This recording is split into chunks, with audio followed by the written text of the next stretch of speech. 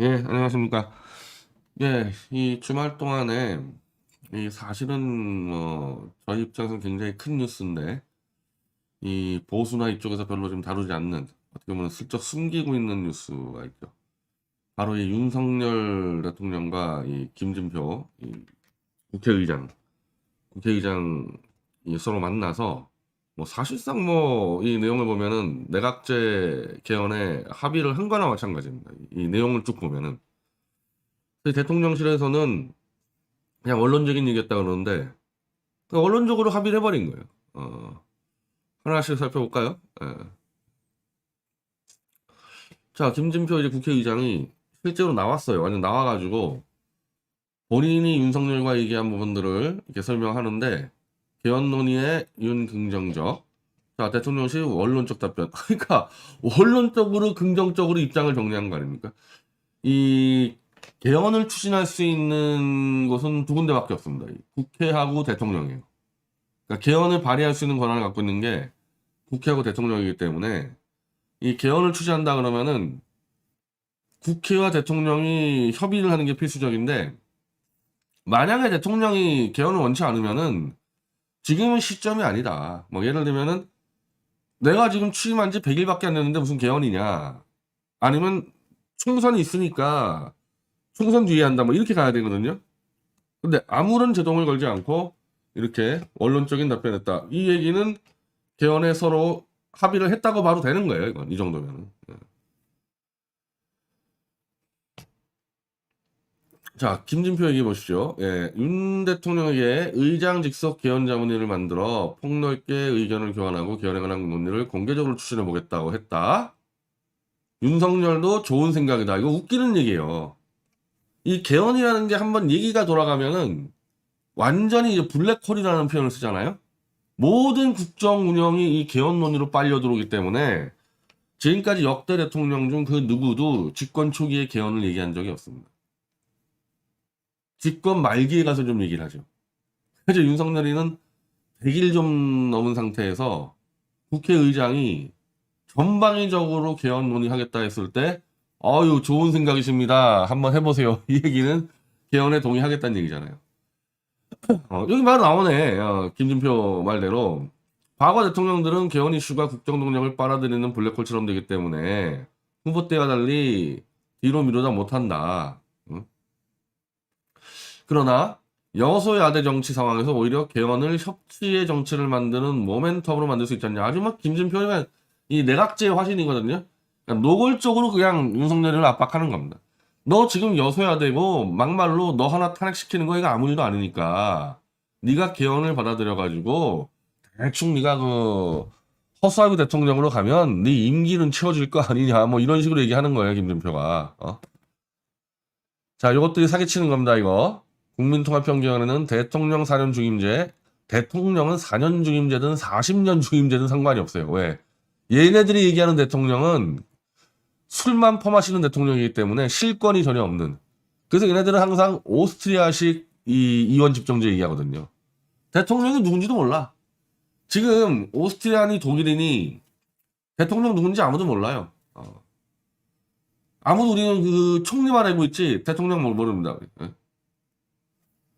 그러니 무슨 4년 중임제 이건 다 속임수입니다. 속임수. 이거는 40년 중임제를 해도 상관없는 것들이에요.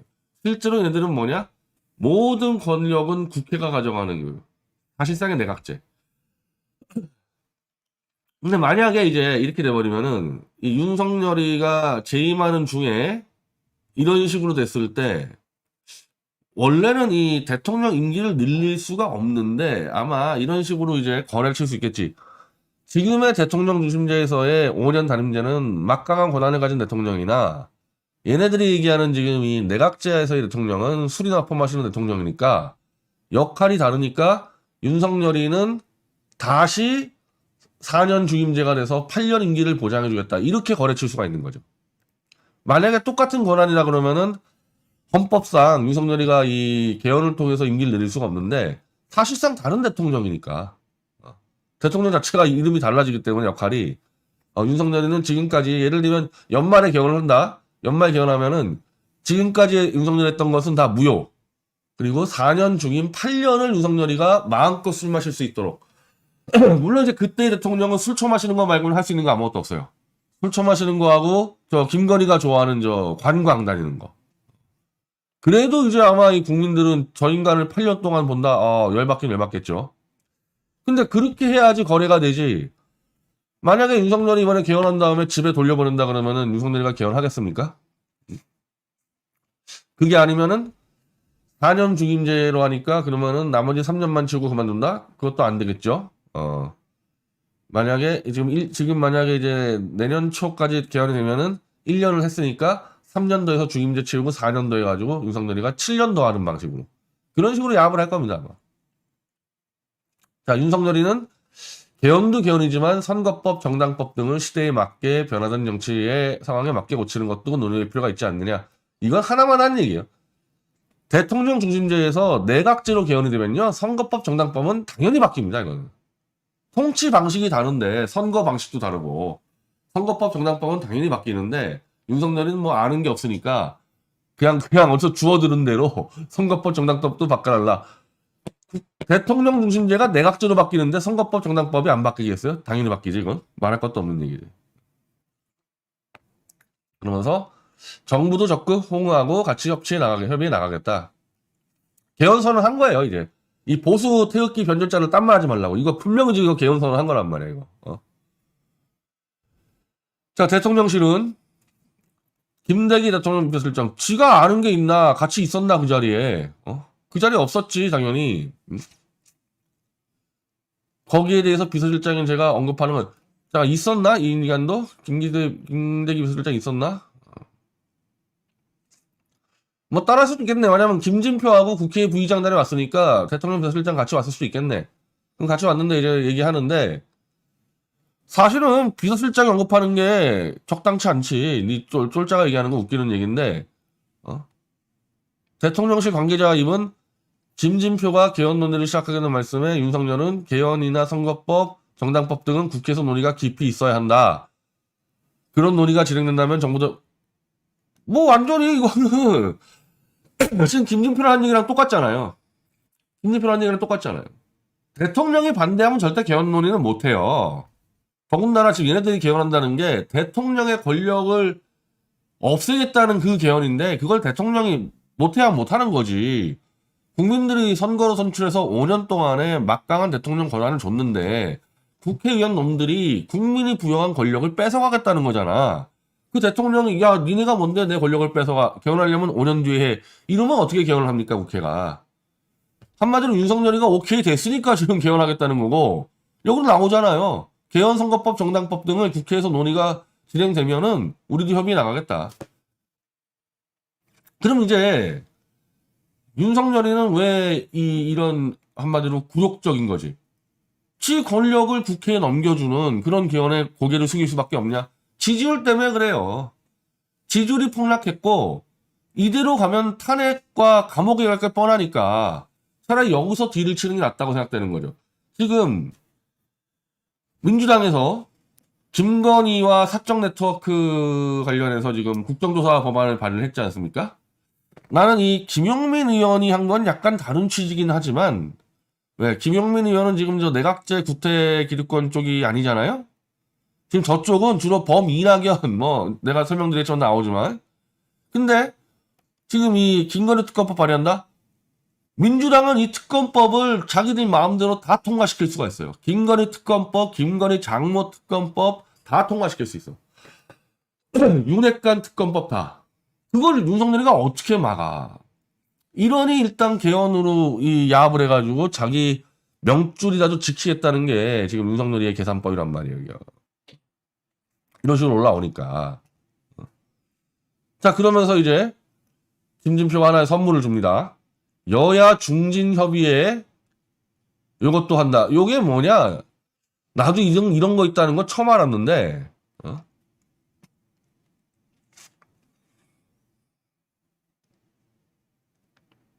여야 중진협의회 4선 이상들이 모여서 실제로 국무위원들을 출석시켜 토론도 하고 질의응답도 한다? 이거 완전히 옥상옥이야. 국무위원들이 상임이나 본회의 가서 토론하잖아요. 오늘도 뭐 한동훈이하고 뭐 최강욱하고 다 하지 않았습니까? 그럼 상임위와 본회의에서 하면 되는데 4선 이상 꼰대들이 모여있는 그 원로회지 원로회 또 불러서 국무위원들이 불러서 토론시킨다 한마디로 옥상옥인데 이거를 이상민 이거 완전히 민주당이 수급하죠. 이상민 이거를 발의를 한다는 거야. 독일 연방의회를 모델로 여야 중진협의회 내달 발표 국정정발을 다루는 기구로 국회 상임위 정도 이상을 가지고 국회 상임위 정도 이상 가질 수 있으면 니네가 왜 하냐 이거를. 상임위가 지금 몇 개가 있는데 상임위 위에다가 니네들 꼰대들 4선 이상 되는 꼰대들이 옥상옥을 만들어가지고 한마디로 무슨 로마의 원로회 같은 거 만들겠다는 거 아니야. 근데 이게 왜 필요하냐. 독일 연방의회 같은 경우에는 얘네들이 내각제거든. 내각제는 정당이 막 10개, 20개가 난립해 있어요. 근데 잘못 걸리면 얘네들은 선거 끝난 다음에 내각을 구성을 못하는 수가 생겨. 예를 들면 만약에 막 이 300석짜리인데 내각제에서 이 실권을 잡으려면 과반을 넘겨야 되는데 그럼 과반 넘기려면은 20개 있는 정당들이 막 이 야합을 해가지고 연대라거든요. 그게 이제 열린내각 아니에요? 근데 만약에 300석이면 151석을 채워야 되는데 뭐 1당이 뭐 80석, 뭐 2당이 60석, 뭐 이런 경우 허다하다니까. 그랬을 때 내각이 워낙 복잡하니까 얘네들은 이제 국회가 이제 정당이 몇십 개가 되고 그래서 이 꼰대들이 좀 정리해 주는 게 필요하기 때문에 내각제 하에서 필요한 게 여야 중진협의체예요. 이게 말이 지금 여야 중진협의체지 이게 알아보니까 이 내각제에서의 여야 중진협의체가 아니라 원로회야 원로회. 내각자에서 이러면 원로회고 일본 같은 경우는 이게 제도화는 안 돼 있는데 일본에 지금 이 꼰대들이 한두 명이 아니잖아요. 이게 내각제를 하다 보면은 아까 제가 이 선거법 얘기했듯이 선거법을 자연스럽게 중선거구제로 바뀝니다. 왜냐하면 대통령제는 양당 구조로 가요. 양당 구조로 가가지고 양측에 이재명 뭐 윤석열 이렇게 1대1 구도로 가서 승부를 하게 만드는 게 대통령제고 내각제는 당이 막 10개, 20개 돼가지고 그것들을 막 다 엮어서 집권하기 때문에 다당제야, 내각제는 다당제. 그러면은 내각제에서 여야라는 게 의미가 없죠. 야하고 있다가 하루아침에 저 여당 내각으로 야합에 들어가면 여당이 되기 때문에 내각제에서는 여야라는 표현을 별로 안 쓴단 말이에요. 대통령제에서는 다 일당, 야당의 일당, 여당의 일당이니까 여야 합의체를 쓰는데 그래서 실질적으로 쟤네들이 쓰는 말은 원로회의예요. 원로회의를 이것들은 사기를 쳐서 여야 중진협의회로 이름 바꾸는 겁니다. 근데 여야 중진협의회는 이미 필요가 없는 게 내각제가 되는 순간에 이제 당이 확 늘어날 거기 때문에 이 명칭은 바뀌는 거죠. 결국 여야 중진협의체는 뭐냐? 내각제로 가기 위해서 요쪽에 바로 이상민 이낙연 계들 요 민주당 구태들 뭐 서른 요런 애들하고 저쪽에 이제 이 내각제파들 정진석부터 해가지고 저긴 다야 다. 국민의힘은 내각제파가 전체입니다 저기. 그래서 내각제 개헌을 하기 위해서 중진협의체를 만들겠다. 이것도 지금 윤석열이가 오케이 해버렸어요. 그래서 윤석열 같은 놈을 대통령 만들면 안 된다는 게 신념과 이념이 없으니까 이거 큰일 났다 이거 나 탄핵당하고 감옥 가겠네? 그럼 이렇게 야합을 한다고. 차라리 우리 입장에선 잘못됐어도 좌파적 신념이 있는 사람이 나아요. 그럼 저렇게 안 간다고.